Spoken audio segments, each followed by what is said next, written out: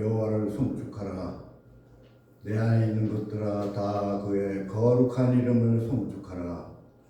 내 영혼아 여호와를 송축하며 그 모든 은택을 잊지 말지어다. 그가 내 모든 죄악을 사하시며 내 모든 병을 고치시며 내 생명을 파멸해서 속량하시고 인자와 공율로 관을 씌우시며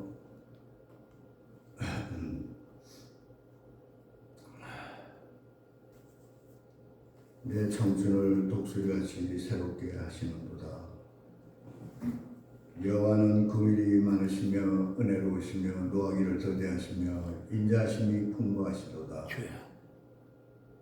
여호와는 자기를 경외하는 자를 긍휼히 여기시나니 이는 그가 우리의 체질을 하시며 우리가 단지 먼지 뿐임을 기억하시미로다. 아멘. 아멘.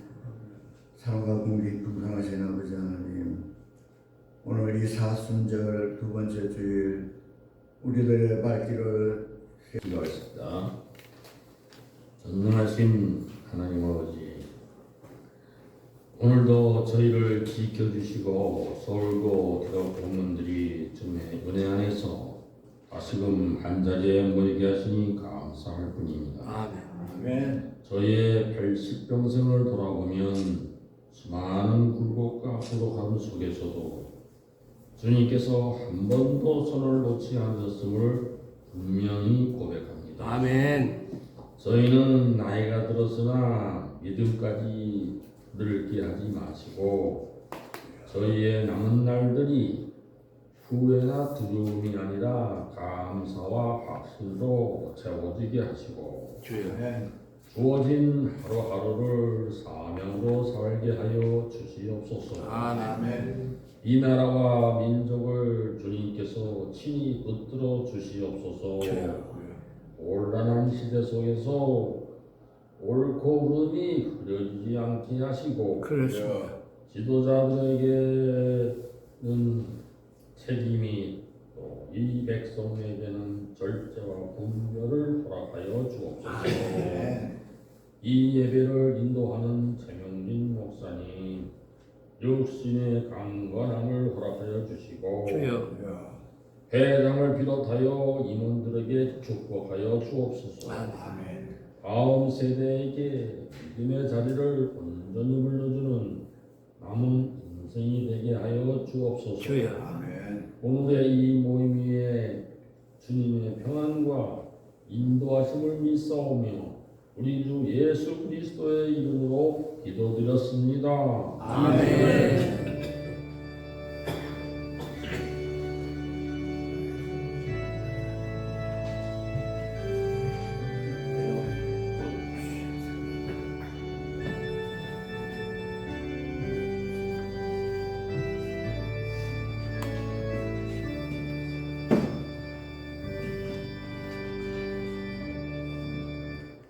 감사합니다. 오늘 하나님께서 주시는 말씀은 누가복음 23장 39절에서 43절입니다. 한 절씩 읽고 마지막 장을 같이 읽겠습니다.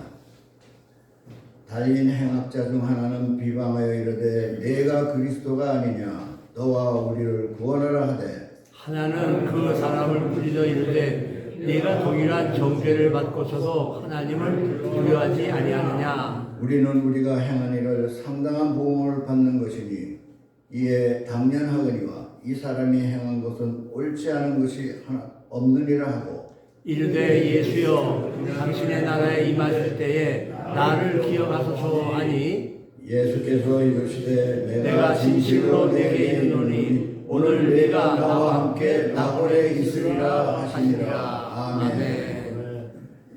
최명진 목사님 나오셔서 낮은 곳에 임하는 구원의 은혜라는 제목으로 하나님 말씀을 대연해 주실 때 많은 은혜 받으시기 바랍니다.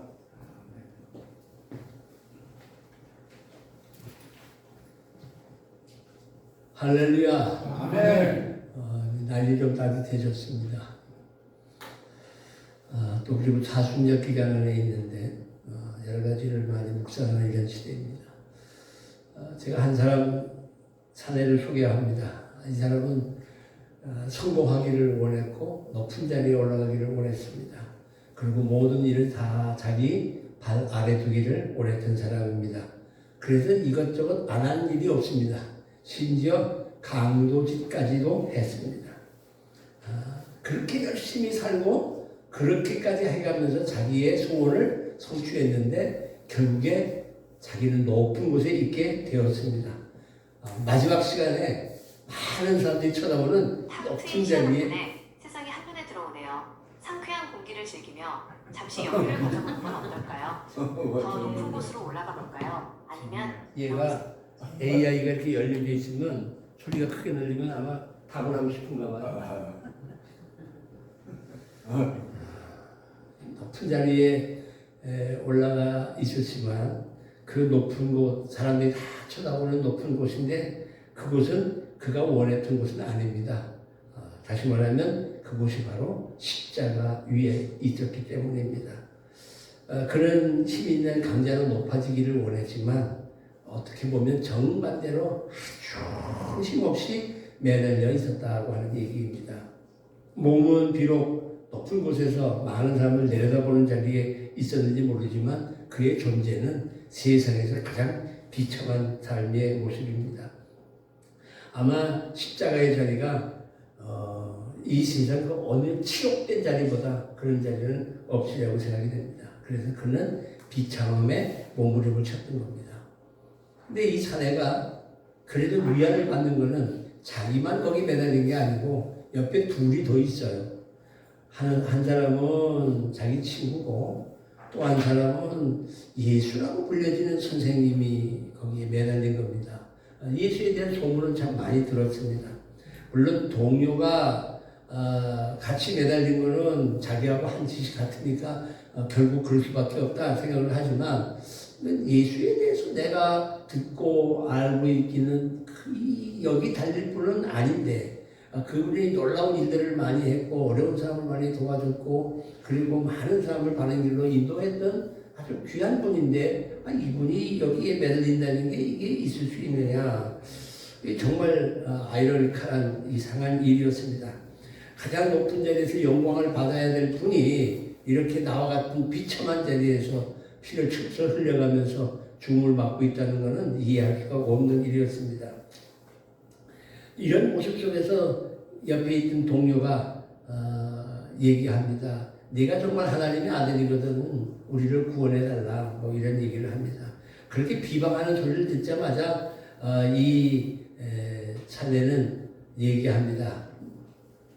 여기 23장 41절입니다. 우리는 우리가 행한 일에 상당한 보응을 받는 것이 당연하다. 우리가 잘못하지 않느냐. 그런데 이 사람이 행한 것은 옳지 않은 것이 없다. 예수에 대해서 얘기합니다. 그러면서 이렇게 구합니다. 예수님, 당신의 나라에 임할 때 나를 기억해 주세요. 하니까 예수님은 얘기하십니다. 오늘 네가 나와 함께 낙원에 있게 될 것이다. 라고 말씀합니다. 여기서 우리는 기독교에서 가장 귀한 질문, 중요한 질문 하나를 하게 됩니다. 예수님이 왜 십자가에 달리셔야만 했는가 하는 겁니다. 아니, 예수님이 십자가에 달리시기 위해서 그보다 앞서 질문할 게 하나 더 있는데 그 질문은 하나님이 왜 사람이 되셨느냐 하는 문제입니다. 가장 높은 곳에 계셔되고 영광과 찬양을 받으실 분이 왜 이렇게 낮고 천한 십자가에 매달려 죽게 되었느냐라고 하는 데 의심을 갖지 않을 수가 없었다고 하는 얘기입니다. 그런데 우리는 답을 압니다. 왜 그런 일을 했는지, 왜 예수님께서 십자가에 못을 받게 되셨는지에 대해서 우리는 잘 안다는 겁니다. 오늘 설교의 제목과 같이 낮은 곳에 은혜가 임하기 때문입니다. 낮은 곳에 있는 자에게 은혜를 주기 위해서 가장 낮은 자리에까지 예수님이 오셨다고 하는 얘기입니다. 예수님께서 하늘 보좌를 놔두시고 낮고 천한 자리에 온 것은 낮고 천한 이들을 구원하시기 위함이라고 하는 사실입니다. 이건 다 아는 얘기예요. 그런데 이게 정말 내 가슴에 닿으면서 나에게 그런 은혜가 머물기를 위해서 우리는 기도할 수밖에 없지 않느냐 하는 겁니다. 사실 이 낮은 자리에 오셨기 때문에 구원받은 사람이 있다고 한다면 바로 그 곁에 있었던 그 사내입니다. 만약에 예수님이 높은 자들만 상대하고 높은 자리에 오셨다고 하면 이 사람은 구원받을 수가 없었을 겁니다. 가장 낮은 자리에 있었기에 가장 낮은 자리에 계신 예수님께서 그를 구원하셨다고 하는 얘기입니다. 가장 낮은 자리에 오신 일, 하나님이 사람이 됐다고 하는 이 자체부터가 우리에게는 얼마나 큰 충격인지 모른다는 겁니다. 예수님께서 십자가에 달리셔서 우리의 죄를 사하셨다는 겁니다. 여러분 이 얘기는 너무 잘 알지 않습니까? 왜 십자가에 달리셨느냐? 히브리서 9장 22절에 보게 되면 피 흘림이 없은즉 죄 사함이 없느니라. 그러니까 피로 말미암아 죄 사함을 받는 그 공식대로 하나님의 어린 양 돼서 예수님이 십자가에 달리시고 그리고 우리는 그 보혈로 씻김을 받고 구원을 받았다는 사실입니다. 또 한 번 강조하지만 낮은 곳에 임하시는 그 은혜, 하나님께서 그 낮은 곳에 있는 자에게 은혜를 주시기 위하여 하늘 보좌를 내리시고 육신의 몸을 가지시고 그리고 인간의 몸으로 십자가에 죽기까지 하셨다는 겁니다. 근데 사실 십자가에 죽음뿐만 아니라 예수님 태어난 자체가 비천한 자리에 오신 거 아닙니까?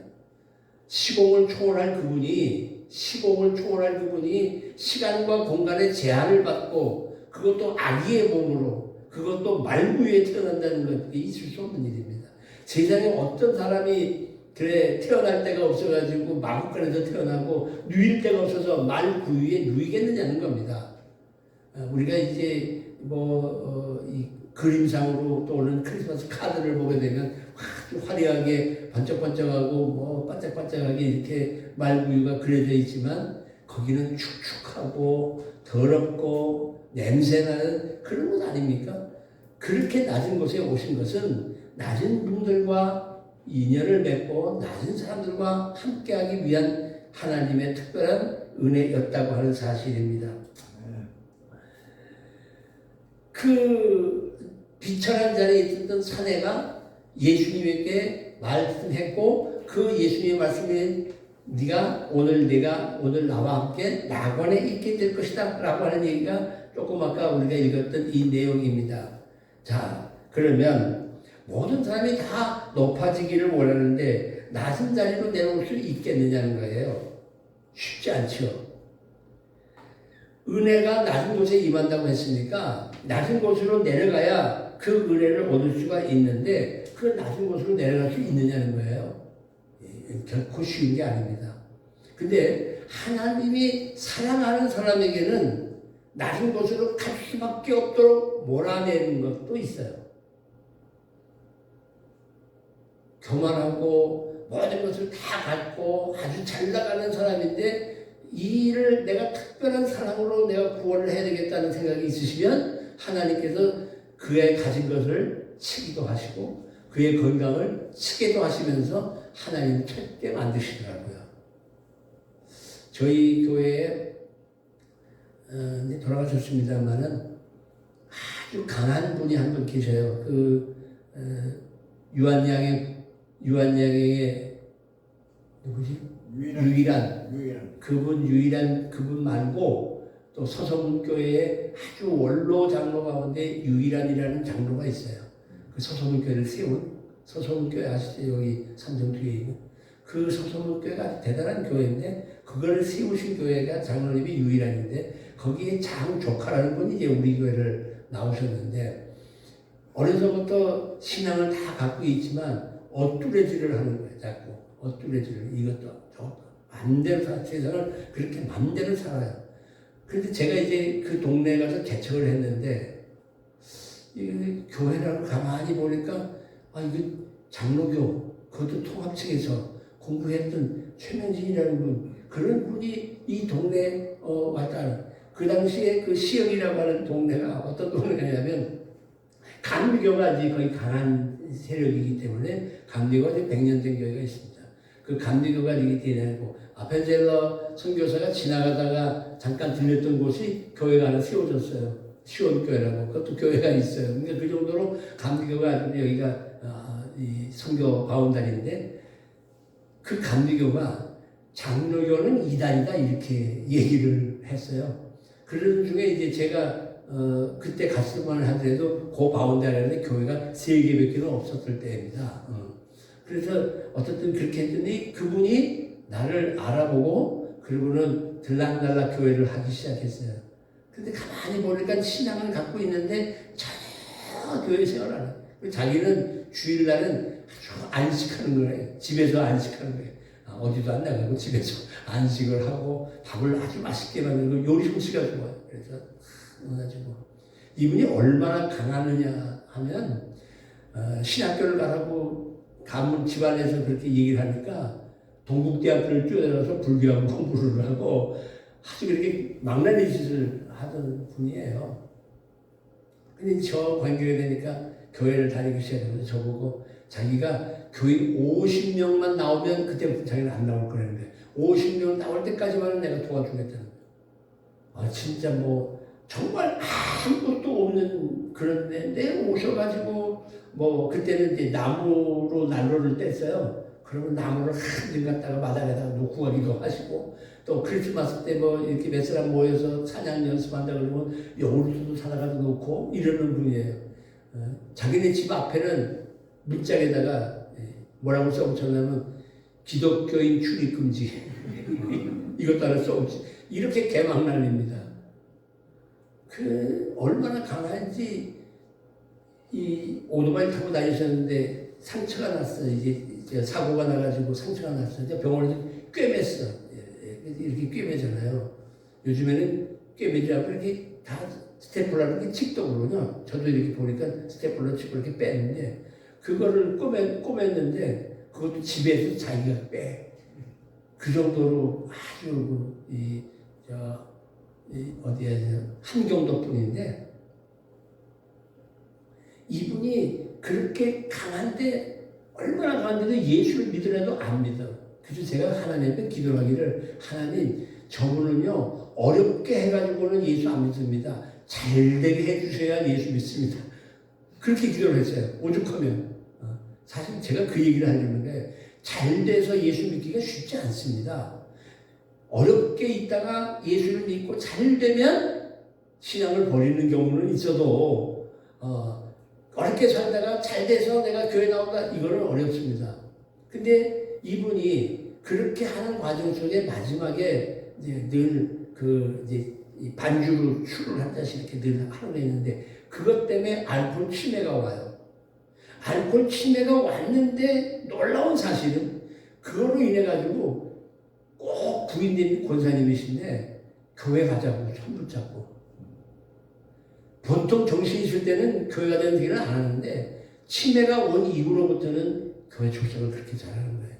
제가 염천교회에 있을 적에는 장로님 한 분이 치매가 왔는데 마지막에 임종발현이 돼가지고 다 가서 예배를 드리고 함께 찬송을 부르고 박위근 담임 목사님 계시고 저 있고 여전도사님 있고 구역에 식구들이 있어서 예배드리고 장로님이 정신이 오락가락 하시는 그런 과정에 장로님 이제 천국 가시게 돼요.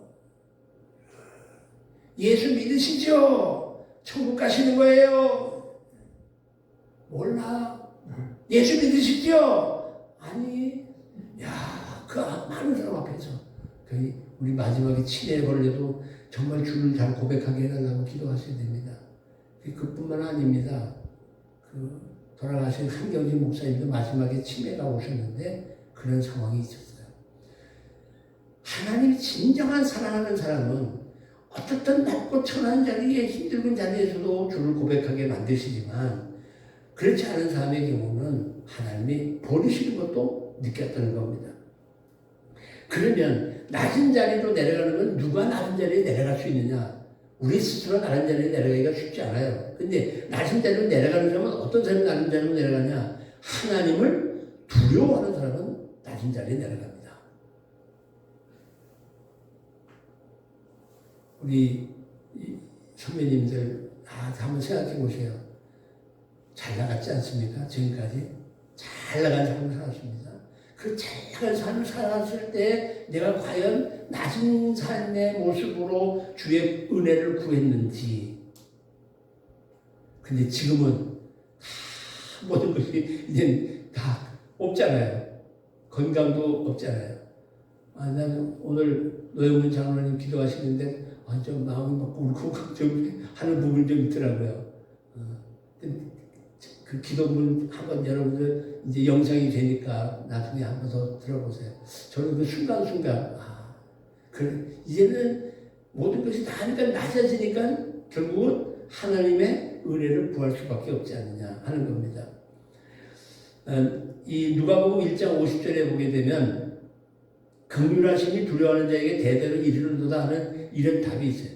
긍휼하심이 두려워하는 자에게 임한다는 거예요. 근데 이 얘기는 어디서 나오는가 하면 마리아, 예수님을 잉태한다는 가브리엘의 고지를 받잖아요. 수태고지. 그 수태고지를 받으면서 마리아가 두려워합니다. 그랬더니 천사가 두려워 말라 얘기하죠. 그러니까 두려울 때에 하나님 앞에서 낮아지게 되고 그 낮아짐 속에 은혜가 있고 은혜가 있으면 두려워지게 되는 겁니다. 하나님의 은혜가 있으면 하나님을 두려워한다고요. 근데 하나님의 은혜가 머물지 않으면 하나님을 두려워하지 않는단 말입니다. 하나님을 두려워하지 않고 사는 사람들이 지금 얼마나 많습니까? 아니 교회를 다니는 분들 가운데도 이런 분들이 생각밖에 많죠. 하나님 까울면 나한테 주는 뭐 이런 사람도 있지 않습니까?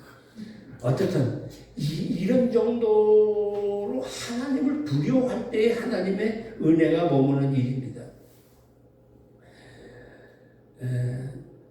28절이죠. 천사가 마리아를 향해서 은혜를 받은 자여 평안할지어다 주께서 너와 함께 하시도다 하니까 30절에 이렇게 얘기합니다. 마리아여 두려워하지 말라 내가 하나님의 은혜를 입었다 그렇게 얘기를 하죠. 이런 과정 속에서 마리아는 하나님의 나한테 이런 엄청난 일을 이루고 계시는구나 하는 가정에 하나님이 두려웠고 두려움 속에서 은혜가 임했고 은혜가 하나님의 그 두려움과 함께 맞물려가는 이런 것을 볼 수가 있다는 거죠. 이건 누가복음 1장 49절 50절의 얘기는 엘리사벳도 하나님의 특별한 은혜 속에서 아이를 낳지 못하다가 사가랴의 아내 엘리사벳이 낳게 됐다라고 얘기를 합니다. 요한 얘기죠. 세례 요한 얘기. 그때에 마리아가 엘리사벳을 방문합니다. 그 방문했을 때에 이렇게 얘기합니다. 너가 신이가 큰 일을 내게 행하셨으니 그 이름이 거룩하시며 긍휼하심이 두려워하는 자에게 대대로 이른다. 하나님의 긍휼하심, 하나님의 은혜가 두려워하는 자에게 임했다 하는 겁니다. 그러니까 긍휼하신 구원은 낮은 곳에 있는 자에게 임하는 것이고 긍휼하심이 두려워하는 자에게 일하는 것이니까 두려워하는 자는 곧 낮은 자와 같은 맥락에서 생각해 볼 수 있는 거예요. 이것이 되지 않으면 하나님께서 그냥 두지 않으십니다. 하나님은 어떻게 하시느냐? 교만한 자를 꺾으십니다. 그의 팔로 힘을 보이사 마음의 생각이 교만한 자들을 흩으시고 권세 있는 자를 그 위에서 내리치셨으며 비천한 자를 높이셨고 줄이는 자를 좋은 것으로 배부르셨으며 부자는 빈손으로 보내셨도다. 하나님이 그렇게 은혜를 주시기 위해서는 치시는 역사가 일어나는 거고 하나님이 앞에 교만하는 것은 용납하지 않으신다는 겁니다. 우상 숭배가 바로 그런 겁니다. 때문에 야고보서 4장 6절에는 하나님이 은혜를 주시는데 하나님이 교만한 자는 물리치시고 겸손한 자에게 은혜를 주신다는 겁니다. 그러니까 성도의 기본 자세는 뭐예요? 낮은 곳으로 엎드려지는 겁니다. 이번 사순절 기간에 우리는 좀 더 나 자신을 살펴보면서 더 낮아지는 삶을 살아가야 되지 않겠느냐 하는 겁니다.